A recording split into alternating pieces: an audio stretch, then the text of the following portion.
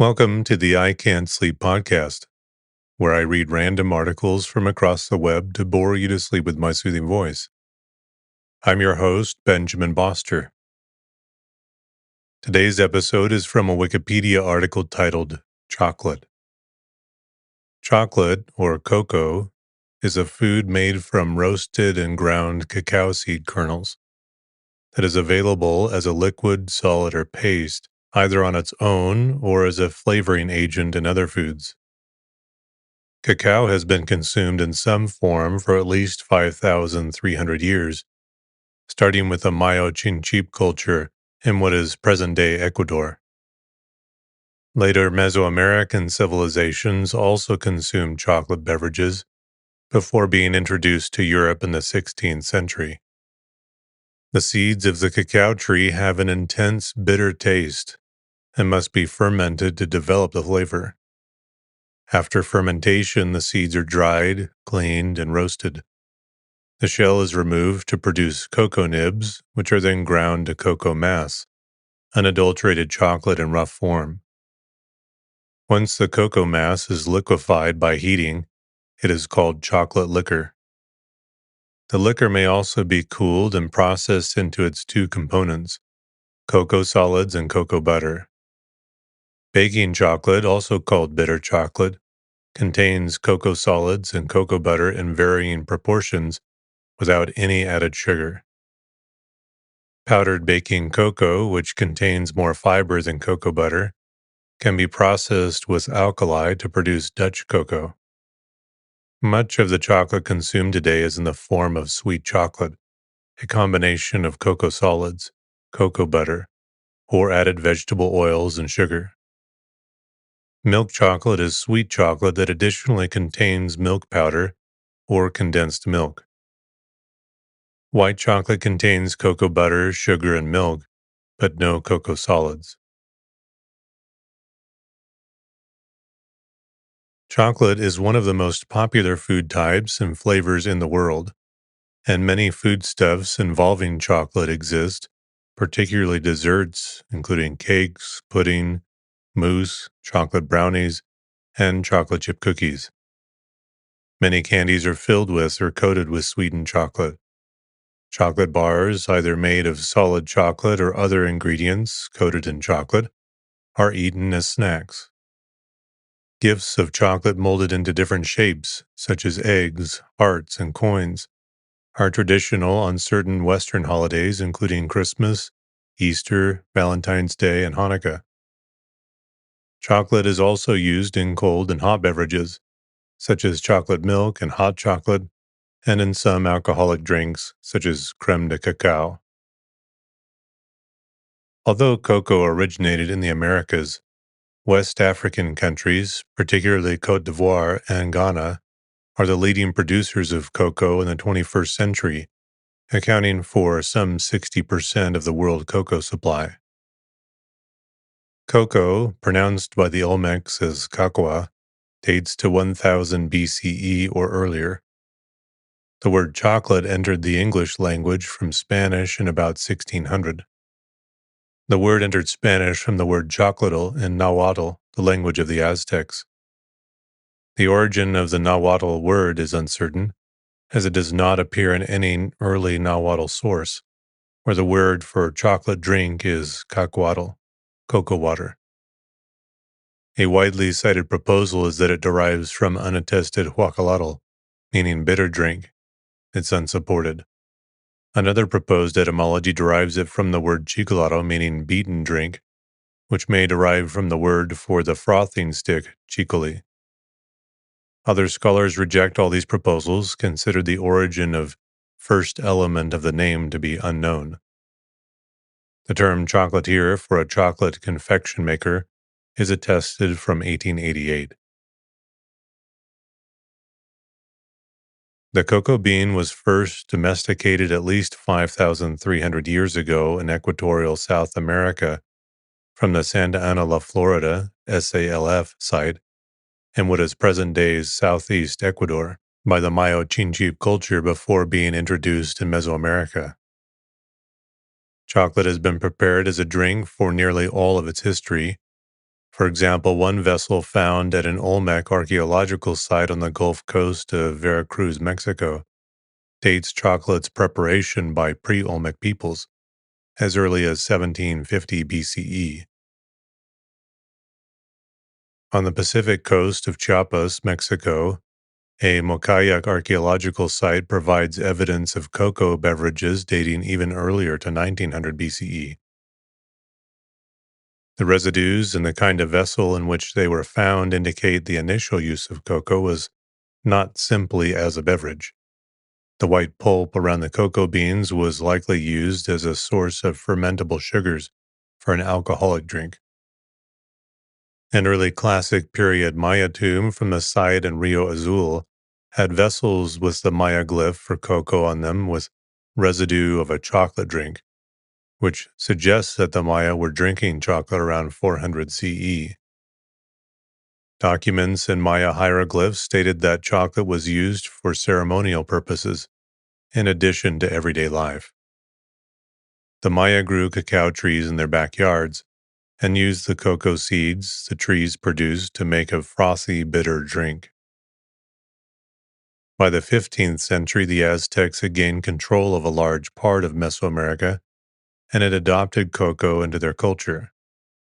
They associated chocolate with Quetzalcoatl, who, according to one legend, was cast away by the other gods for sharing chocolate with humans, and identified its extrication from the pod with the removal of the human heart in sacrifice. In contrast to the Maya, who liked their chocolate warm, the Aztecs drank it cold, seasoning it with a broad variety of additives, including the petals of the Cymbopetalum penduliflorum tree, chili pepper, allspice, vanilla, and honey. The Aztecs were unable to grow cocoa themselves, as their home in the Mexican highlands was unsuitable for it, so chocolate was a luxury imported into the empire. Those who lived in areas ruled by the Aztecs were required to offer cocoa seeds in payment of the tax they deemed tribute. Cocoa beans were often used as currency. For example, the Aztecs used a system in which one turkey cost 100 cocoa beans, and one fresh avocado was worth 3 beans. Until the 16th century, no European had ever heard of the popular drink from the Central American peoples. Christopher Columbus and his son Ferdinand encountered the cocoa bean on Columbus's fourth mission to the Americas on the 15th of August, 1502, when he and his crew stole a large native canoe that proved to contain cocoa beans among other goods for trade. Spanish conquistador Hernan Cortés may have been the first European to encounter it, as the frothy drink was part of the after-dinner routine of Montezuma. José de Acosta, a Spanish Jesuit missionary who lived in Peru and then Mexico in the later 16th century, wrote of its growing influence on the Spaniards. Although bananas are more profitable, cocoa is more highly esteemed in Mexico. Cocoa is a smaller fruit than almonds and thicker, which toasted do not taste bad. It is so prized among the Indians and even among Spaniards because, since it is a dried fruit, it can be stored for a long time without deterioration. And they bring ships loaded with them from the province of Guatemala. It also serves as currency because with 5 cocos you can buy one thing, with 30 another, and with 100 something else, without there being contradiction. And they give these cocos as alms to the poor who beg for them. The principal product of this cocoa is a concoction which they make that they call chocolate, which is a crazy thing treasured in that land, and those who are not accustomed are disgusted by it. Anyway, it is a prized beverage which the Indians offer to nobles who come to or pass through their lands. And the Spaniards, especially Spanish women born in those lands, die for black chocolate. This aforementioned chocolate is said to be made in various forms and temperaments, hot, cold, and lukewarm. They are wont to use spices and much chili. They also make it into a paste, and it is said that it is a medicine to treat coughs, the stomach, and colds. Whatever may be the case, in fact, those who have not been reared in this opinion are not appetized by it. While Columbus had taken cocoa beans with him back to Spain, chocolate made no impact until Spanish friars introduced it to the Spanish court. Agustin Farfan, a former court physician and friar in New Spain, in Tratado Breve de Medicina, first introduced cocoa, derived from cacao, native to New Spain, to Europe with a medical use, digestion. Through the 17th and 18th centuries, doctors affirmed the healthy effects of chocolate, consequently boosting the import of chocolate and introducing its consumption in Europe. After the Spanish conquest of the Aztecs, chocolate was imported to Europe. There it quickly became a court favorite. It was still served as a beverage, but the Spanish added sugar, as well as honey, the original sweetener used by the Aztecs for chocolate, to counteract the natural bitterness. Vanilla, another indigenous American introduction, was also a popular additive, with pepper and other spices sometimes used to give the illusion of a more potent vanilla flavor. Unfortunately, these spices tended to unsettle the European constitution. The Encyclopédie states, "The pleasant scent and sublime taste it imparts to chocolate have made it highly recommended, but a long experience having shown that it could potentially upset one's stomach, which is why chocolate without vanilla was sometimes referred to as a healthy chocolate." By 1602, chocolate had made its way from Spain to Austria. By 1662, Pope Alexander VII had declared that religious fasts were not broken by consuming chocolate drinks. Within about 100 years, chocolate established a foothold throughout Europe. Despite the drink remaining the traditional form of consumption for a long time, solid chocolate was increasingly consumed since the 18th century. Tablets facilitating the consumption of chocolate under its solid form have been produced since the early 19th century. Keller, 1819, and Menier, 1836, are early examples. In 1830, chocolate is paired with hazelnuts, an innovation due to Kohler. Meanwhile, new processes that sped the production of chocolate emerged early in the Industrial Revolution. In 1815, Dutch chemist Konrad van Houten introduced alkaline salts to chocolate, which reduced its bitterness. A few years thereafter, in 1828, he created a press to remove about half the natural fat, cocoa butter, from chocolate liquor, which made chocolate both cheaper to produce and more consistent in quality. This innovation introduced the modern era of chocolate, allowing the mass production of both pure cocoa butter and cocoa powder. Known as Dutch cocoa, this machine-pressed chocolate was instrumental in the transformation of chocolate to its solid form when, in 1847, English chocolatier Joseph Fry discovered a way to make chocolate more easily moldable when he mixed the ingredients of cocoa powder and sugar with melted cocoa butter. Subsequently, in 1866, his chocolate factory, Fry's, launched the first mass-produced chocolate bar, Fry's Chocolate Cream, and they became very popular. Milk had sometimes been used as an addition to chocolate beverages since the mid-17th century, but in 1875, Swiss chocolatier Daniel Peter invented milk chocolate by mixing a powdered milk developed by Henri Nestle with the liquor. In 1879, the texture and taste of chocolate was further improved when Rudolf Lindt invented the conching machine. Besides Nestle, several notable chocolate companies had their start in the late 19th and early 20th centuries. Rowntree's of York set up and began producing chocolate in 1862 after buying out the Tuke family business. Cadbury of Birmingham was manufacturing box chocolates in England by 1868. Manufacturing their first Easter egg in 1875, Cadbury created the modern chocolate Easter egg after developing a pure cocoa butter that could easily be molded into smooth shapes. In 1893, Milton S. Hershey purchased chocolate processing equipment at the World's Columbian Exposition in Chicago, and soon began the career of Hershey's chocolates with chocolate-coated caramels. Several types of chocolate can be distinguished. Pure, unsweetened chocolate, often called baking chocolate, contains primarily cocoa solids and cocoa butter in varying proportions.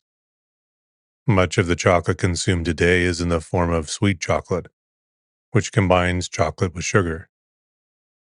The traditional types of chocolate are dark, milk, and white. All of them contain cocoa butter, which is the ingredient defining the physical properties of chocolate, consistency, and melting temperature.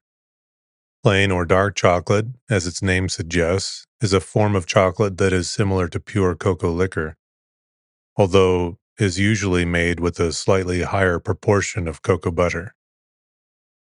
It is simply defined by its cocoa percentage. In milk chocolate, the non-fat cocoa solids are partly or mostly replaced by milk solids.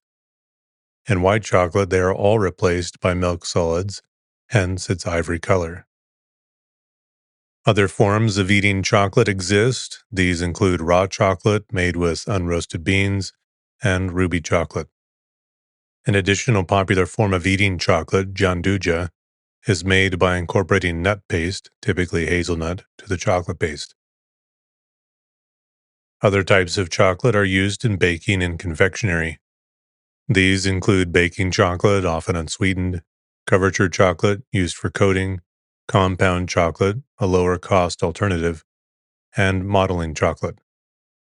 Modeling chocolate is a chocolate paste made by melting chocolate and combining it with corn syrup, glucose syrup, or golden syrup. The sequencing in 2010 of the genome of the cacao tree may allow yields to be improved. Due to concerns about global warming effects on lowland climate in the narrow band of latitude where cocoa is grown, 20 degrees north and south of the equator, the commercial company Mars Incorporated and the University of California, Berkeley are conducting genomic research in 2017 and 18 to improve the survivability of cacao plants in hot climates. Chocolate is made from cocoa beans, the dried and fermented seeds of the cacao tree, a small 4 to 8 meter tall evergreen tree native to the deep tropical region of the Americas. Recent genetic studies suggest the most common genotype of the plant originated in the Amazon basin and was gradually transported by humans throughout South and Central America. Early forms of another genotype have also been found in what is now Venezuela. The scientific name, Theobroma, means food of the gods. The fruit, called a cocoa pod, is ovoid, 15 to 30 centimeters long, and 8 to 10 centimeters wide, ripening yellow to orange, and weighing about 500 grams when ripe. Cacao trees are small, understory trees that need rich, well-drained soils. They naturally grow within 20 degrees of either side of the equator because they need about 2,000 millimeters of rainfall a year, and temperatures in the range of 21 to 32 degrees Celsius. Cacao trees cannot tolerate a temperature lower than 15 degrees Celsius. The three main varieties of cocoa beans used in chocolate are Criollo, Forastero, and Trinitario. Cocoa pods are harvested by cutting them from the tree using a machete, or by knocking them off the tree using a stick. It is important to harvest the pods when they are fully ripe because if the pod is unripe, the beans will have a low cocoa butter content or low sugar content, reducing the ultimate flavor. The beans, which are sterile within their pods and their surrounding pulp, are removed from the pods and placed in piles or bins to ferment.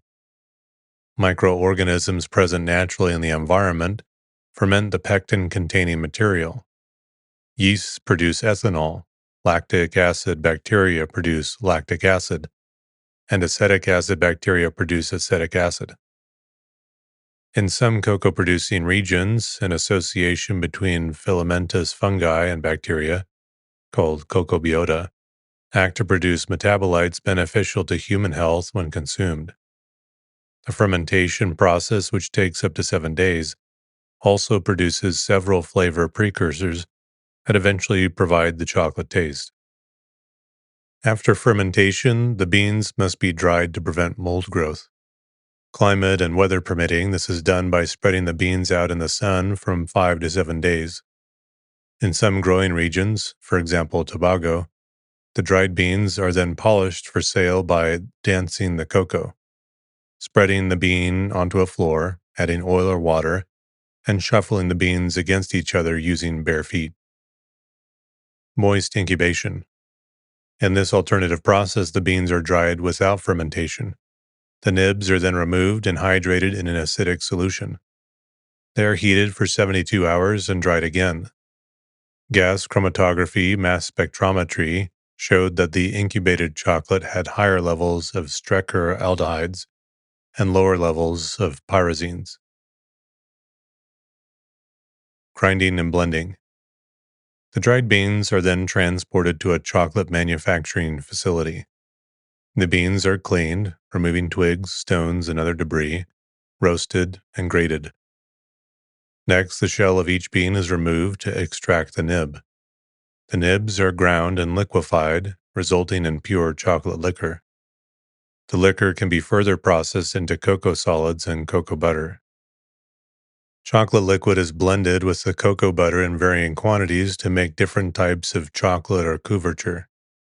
The basic blends of ingredients for the various types of chocolate, in order of highest quantity of cocoa liquor first, are dark chocolate, sugar, cocoa butter, cocoa liquor, and sometimes vanilla. Milk chocolate, sugar, cocoa butter, cocoa liquor, milk or milk powder, and vanilla. White chocolate, sugar, cocoa butter, milk or milk powder, and vanilla. Usually an emulsifying agent such as soy lecithin is added, though a few manufacturers prefer to exclude this ingredient for purity reasons and to remain GMO-free, sometimes at the cost of a perfectly smooth texture. Some manufacturers are now using PGPR, an artificial emulsifier derived from castor oil that allows them to reduce the amount of cocoa butter while maintaining the same mouthfeel. The texture is also heavily influenced by processing, specifically conching. The more expensive chocolate tends to be processed longer and thus has a smoother texture and mouthfeel, regardless of whether emulsifying agents are added. Different manufacturers develop their own signature blends based on the above formulas, but varying proportions of the different constituents are used. The finest, plain dark chocolate couverture contains at least 70% cocoa, both solids and butter, whereas milk chocolate usually contains up to 50%. High-quality white chocolate couverture contains only about 35% cocoa butter. Producers of high-quality, small-batch chocolate argue that mass production produces bad-quality chocolate. Some mass-produced chocolate contains much less cocoa, as low as 7% in many cases, and fats other than cocoa butter. Vegetable oils and artificial vanilla flavor are often used in cheaper chocolate to mask poorly fermented and/or roasted beans. In 2007, the Chocolate Manufacturers Association in the United States, whose members include Hershey, Nestle, and Archer Daniels Midland, lobbied the Food and Drug Administration, FDA, to change the legal definition of chocolate to let them substitute partially hydrogenated vegetable oils for cocoa butter, in addition to using artificial sweeteners and milk substitutes. Currently, the FDA does not allow a product to be referred to as chocolate if the product contains any of these ingredients. In the EU, a product can be sold as chocolate if it contains up to 5% vegetable oil and must be labeled as family milk chocolate rather than milk chocolate if it contains 20% milk. According to Canadian food and drug regulations, a chocolate product is a food product that is sourced from at least one cocoa product and contains at least one of the following: chocolate, bittersweet chocolate, semi-sweet chocolate, dark chocolate, sweet chocolate, milk chocolate, or white chocolate.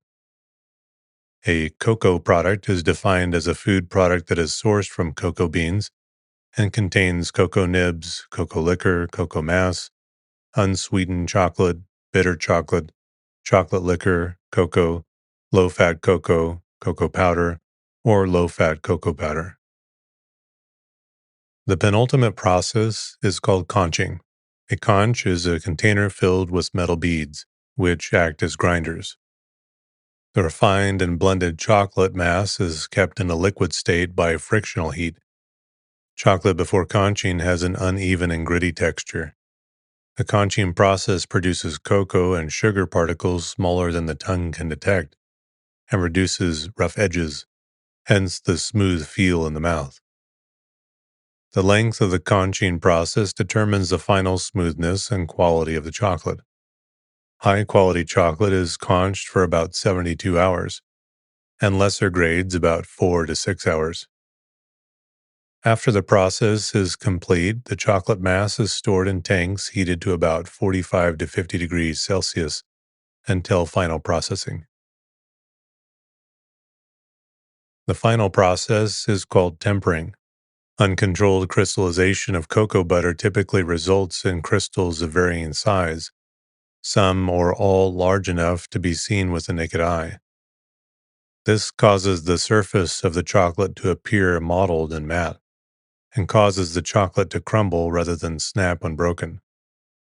The uniform sheen and crisp bite of properly processed chocolate are the results of consistently small cocoa butter crystals produced by the tempering process.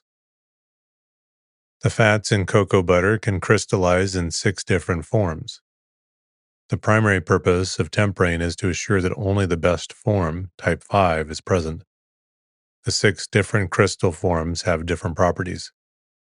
Crystal 1, melting temperature 17 degrees Celsius, soft, crumbly, melts too easily. Crystal 2, melting temperature 21 degrees Celsius, soft, crumbly, melts too easily. Crystal 3, melting temperature 26 degrees Celsius, firm, or snap, melts too easily. Crystal 4, melting temperature 28 degrees Celsius, firm, good snap, melts too easily. Crystal 5, melting temperature 34 degrees Celsius, glossy, firm, best snap, melts near body temperature 37 degrees Celsius. Crystal 6, melting temperature 36 degrees Celsius, hard, takes weeks to form. As a solid piece of chocolate, the cocoa butter fat particles are in a crystalline rigid structure that gives the chocolate its solid appearance. Once heated, the crystals of the polymorphic cocoa butter can break apart from the rigid structure and allow the chocolate to obtain a more fluid consistency as the temperature increases, the melting process. When the heat is removed, the cocoa butter crystals become rigid again and come closer together, allowing the chocolate to solidify. The temperature in which the crystals obtain enough energy to break apart from their rigid conformation would depend on the milk fat content in the chocolate and the shape of the fat molecules, as well as the form of the cocoa butter fat. Chocolate with a higher fat content will melt at a lower temperature. Making chocolate considered good is about forming as many type 5 crystals as possible. This provides the best appearance and texture and creates the most stable crystals, so the texture and appearance will not degrade over time. To accomplish this, the temperature is carefully manipulated during the crystallization. Generally, the chocolate is first heated to 45 degrees Celsius to melt all 6 forms of crystals. Next, the chocolate is cooled to about 27 degrees Celsius, which will allow crystal types 4 and 5 to form. At this temperature, the chocolate is agitated to create many small crystal seeds, which will serve as nuclei to create small crystals in the chocolate. The chocolate is then heated to about 31 degrees Celsius to eliminate any type 4 crystals, leaving just type 5. After this point, any excessive heating of the chocolate will destroy the temperature, and this process will have to be repeated. Other methods of chocolate tempering are used as well. The most common variant is introducing already tempered solid seed chocolate. The temper of chocolate can be measured with a chocolate tempermeter to ensure accuracy and consistency. A simple cup is filled with the chocolate and placed in the unit, which then displays or prints the results. Two classic ways of manually tempering chocolate are working the molten chocolate on a heat-absorbing surface, such as a stone slab, until thickening indicates the presence of sufficient crystal seeds. The chocolate is then gently warmed to working temperature. Stirring solid chocolate into molten chocolate to inoculate the liquid chocolate with crystals. This method uses the already formed crystals of the solid chocolate to seed the molten chocolate. Chocolate tempering machines, or temperers, with computer controls can be used for producing consistently tempered chocolate. In particular, continuous tempering machines are used in large volume applications. Various methods and apparatuses for continuous flow tempering. In general, molten chocolate coming in at 40 to 50 degrees Celsius is cooled in heat exchangers to crystallization temperatures of about 26 to 30 degrees Celsius, passed through a tempering column consisting of spinning plates to induce shear, then warming slightly to remelt undesirable crystal formations.